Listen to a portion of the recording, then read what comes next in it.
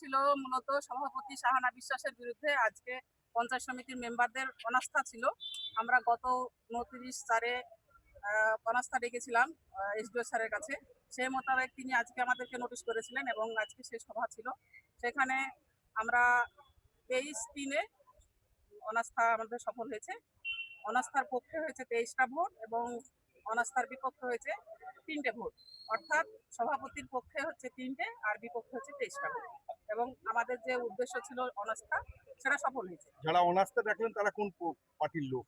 সেখানে আমাদের টিএমসির মেম্বার আছে, কয়েকজন আইএনসি থেকে মানে জাতীয় কংগ্রেস থেকে জিতে এসেছিলেন আমাদের সঙ্গে, তেনারা আছেন, এবং সিপিএম থেকে তৃণমূল কংগ্রেসে যোগ দিয়েছিলেন, তেনারাও আছেন। তারা কি সবাই মিলে অনাস্থার পক্ষে ছিল? 23 জন আমাদের পক্ষে আছে, অনাস্থার পক্ষে। ওই 23 জনের মধ্যে কি সিপিএম কংগ্রেসের মেম্বার আছে? আছে, 2জন কংগ্রেসের, 3জন কংগ্রেস থেকে, 2জন কংগ্রেস থেকে এসে আছে আর 2জন সিপিএম থেকে আসা আছে। আপনাদের শাহনাজ বিশ্বাস তো তৃণমূলের তরফ ছিলেন আর সব কি হলো তাহলে এখন আপাতত কি দাঁড়ালো? তিনি তার পক্ষে তিনি আস্থা দেখাতে পারেননি, তিনি বিফল হয়েছেন। আচ্ছা, এই অনাস্থার কারণটা কি? অনাস্থার কারণ তিনি আমাদের পঞ্চায়েত সমিতির মেম্বারদেরকে নিয়ে সঠিকভাবে চলেননি, বৈষম্য করেছেন। আপনার নাম? মাহফুজা বিশ্বাস, পঞ্চায়েত সমিতির মেম্বার। অনাস্থা ভোট ছিল। আমাদের পঞ্চায়েত সমিতির 19 জন মেম্বার আমরা স্বাক্ষর করে এসডিওকে জমা করেছিলাম। তার পরিপ্রেক্ষিতে আজকে ডেকেছিল 18/5/2026 এবং আমাদের মোট মেম্বার ছিল 27 জন, একজন অনুপস্থিত। আমরা 26 জন ভোট দিয়েছি। 26 জনের মধ্যে আমাদের আস্থার পক্ষে আছে 23 জন আর 3 জন আছে সভাপতির পক্ষে। আমরা সভাপতি আজকে আমাদের নিয়ে। আপনার নাম পরিচয়? আমার নাম সেন্টুর রহমান, আমি পঞ্চায়েত সমিতির সদস্য। কি ঘটলো বিষয়টা দিবে?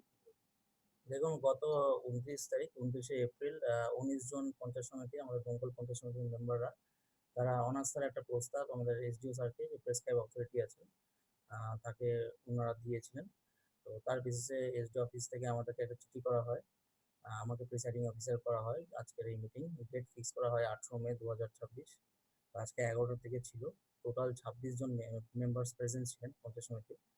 এখানে মূল বিষয় ছিল যে আমাদের বর্তমান যে সভাপতি আছেন পঞ্চায়েত সমিতির শাহানা বিশ্বাস, তার যে বিরুদ্ধে অনাস্থা, তো সেটাকে গ্রাহ্য করা হবে কি হবে না, তাই সেটা নিয়ে মিটিং ছিল। তো সেটা পক্ষে এবং বিপক্ষে সেটা ভোটের মাধ্যমে, ব্যালট পেপারের মাধ্যমে সেটা কমপ্লিট হয়। তো সেখানে টোটাল 26 জন, আমাদের 23 জন ওনার নো কনফিডেন্সের পক্ষে, মানে ওনাকে অপসারণ করার জন্য পক্ষে ওনার ভোট দিয়েছে, এবং 3 জন আছে যারা বিপক্ষে দিয়েছে। তো এইটাই মূল বিষয় হয়েছে। এবার বাকি প্রসিডিউর যেগুলো আছে সেটা করে আমরা এসডিও স্যারকে আমরা প্রেজেন্ট করবো, ওনার এন্ড থেকে যেটা আছে উনি তাহলে আপাতত উনি কি পর্যায়ে থাকবেন সভাপতি? এখন এসডিও স্যারের এন্ড থেকে করার পরে কাকে চার্জ হ্যান্ড ওভার করতে হবে সেটা বলে দেওয়া হবে। অ্যাজ পার প্রোটোকল সভাপতি অ্যাট প্রেজেন্ট যতক্ষণ না নতুন সভাপতি গঠন হয়, ওইটা অ্যাজ পার প্রোটোকল আছে। তো ওটাই আমরা এখন গিয়ে এসডিও স্যারকে দিব। স্যারের এন্ড থেকে চিঠি হওয়ার পর তারপরে নেক্সট কাজ প্রোটোকল অনুযায়ী যে মেনটেন্স হবে সেই অনুযায়ী তাহলে আপাতত তাহলে এই কদিন কি চালাবেন? চার্জ হ্যান্ড ওভার করা হবে সভাপতি। আজকে আপনাদের কি ছিল আর কি কর্মসূচি কি ছিল? জানা যাচ্ছে যেটা যে আপনার বিরুদ্ধে নাকি অনাস্থা হয়েছে, বিষয়টা কি বলবেন? হ্যাঁ, আমার বিরুদ্ধে অনাস্থা হয়েছে, যেটা চিঠি হয়েছিল 29 তারিখে। তারপর এমসিসি চলার জন্য সেটা এডিও সাহেব তারপর চিঠিটা 7 তারিখ থেকে আমাদের প্রোভাইড করেছেন মেম্বারদেরকে। আজকে 18 তারিখ ছিল ডেট, আজকে সেই অনাস্থার কর্মসূচি ছিল। আজকে এখানে 26 জন, আমাদের পঞ্চায়েত সমিতির টোটাল মেম্বার 27 জন, তার মধ্যে 26 জন উপস্থিত ছিলেন। হ্যাঁ, আমি নিজেও ছিলাম। আপনার বিপক্ষে কতজন ভোট দিয়েছে এবং আপনার পক্ষে কতজন? আমার বিপক্ষে দিয়েছে 23 জন ভোট দিয়েছে, আর আমার পক্ষে 3 জন দিয়েছে। তাহলে তো আজ থেকে এই মুহূর্তে কি তাহলে আপনি সভাপতি থাকছেন না, না প্রসেস হওয়ার পর আর কি প্রোটোকল অনুযায়ী আপনি? হ্যাঁ, আজকে যেটা হয়েছে সেটা অনাস্থাটা হয়েছে, তো সেই হিসাবে তারপর প্রোটোকল অনুযায়ী আবার নির্দিষ্ট টাইম দেওয়া হবে, তারপর আবার সভাপতি গঠন হবে। এটাই এখন নিয়মের যেটা আছে। দেখুন, আপনারা হয়তো প্রথমে আপনাদেরকে আমি অসংখ্য ধন্যবাদ জানাচ্ছি, পুরো সমাজ সাংবাদিক ভাইদেরকে আমি। তো এটাও অনাস্থাটা আপনারা অনেকে এখানকার আছেন, স্থানীয় আছেন, তো সবাই জানেন যে আমাদের যে প্রয়াত বিধায়ক জাফিরুল ইসলাম থাকাকালীন মানে পঞ্চায়েত সমিতির কোনো রকম ভাবে একদম দুর্নীতিমুক্ত ভাবেই চলছিল। তো সেই পরে যেটা আমার বিষয়টা হলো যে তারপর উনার উনি প্রয়াত হবার পরে যে বিষয়টা হলো আমাকে কিছু পঞ্চায়েত সমিতির মেম্বার মানে অসৎ উপায় দেখাচ্ছিল যে এই উপায়ে কাজ করতে হবে, এই উপায়ে কাজ করতে হবে, আপনি বিডিও সাহেবকে বলুন, এই করতে হবে, করতে হবে। আমি কিন্তু ওনাদের প্রস্তাবে রাজি হয়নি বলেই আজকে কিন্তু আমার উপরে মানে অসৎভাবে রাজি না হওয়ার কারণে কি এটা হলো? হ্যাঁ এটা হলো সত্যিতে রাজি না হওয়ার কারণে। আচ্ছা, আপনার সঙ্গে যারা এতদিন ছিল তারা কি তাহলে আপনার সঙ্গে অসৎ কাজ করতে আপনি সেটা তাদেরকে প্রশ্রয় দিয়ে কাজ করতেন বলেই তো মনে হচ্ছে, নাহলে এতদিন চললেন হঠাৎ করে এটা এলো কি করে?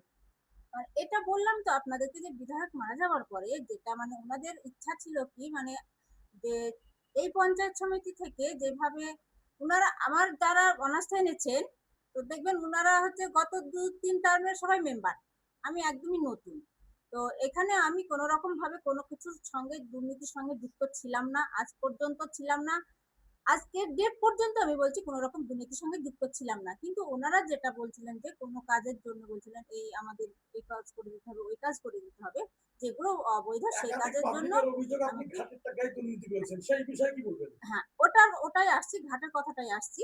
ঘাটের যেটা আপনারা সবাই জানেন যে কোর্ট কেস চলছিল, সেই চলার পরে যেটা হচ্ছে আমাদের স্টে অর্ডারটা উঠে যাওয়ার পরে কিন্তু এই পঞ্চায়েত সমিতির মেম্বাররা চাইছিল যে যারা যুক্ত ছিল ঘাটের সঙ্গে, আপনারা জানেন বিগত দিনের খবর হয়েছে জিয়াউর মাস্টারমশাই, লালন এরা বিভিন্ন ঘাটের সঙ্গে যুক্ত ছিল, এরা জানেন ঘাট, তো সেই সব তারাই আবার ওই ঘাটগুলোকে করার জন্য বা ঘাটগুলো থেকে টাকা ইনকাম করার জন্য আমাকে একটা মানে প্রস্তাব দিয়েছিলেন যে এইভাবে আপনি ভিডিওর সঙ্গে সেটিং করে যদি কোনো কিছু করতে পারেন তাহলে আমরা এখানে থাকতে পারবো, আপনার পক্ষে থাকবো, না হলে থাকবো না। তা আমি ইতিমধ্যে যখন হাইকোর্টের অর্ডার পেলাম, আমি অর্ডার পাওয়ার পরে যেটা হলো কি আমি বিডিও সাহেবের কাছে লিখিত দিয়েছিলাম যে ফ্রেশ টেন্ডার করার ব্যাপারে। তো ফ্রেশ টেন্ডার করার ইতিমধ্যে আমাদের এমসিসি ঘোষণা হয়ে গেল।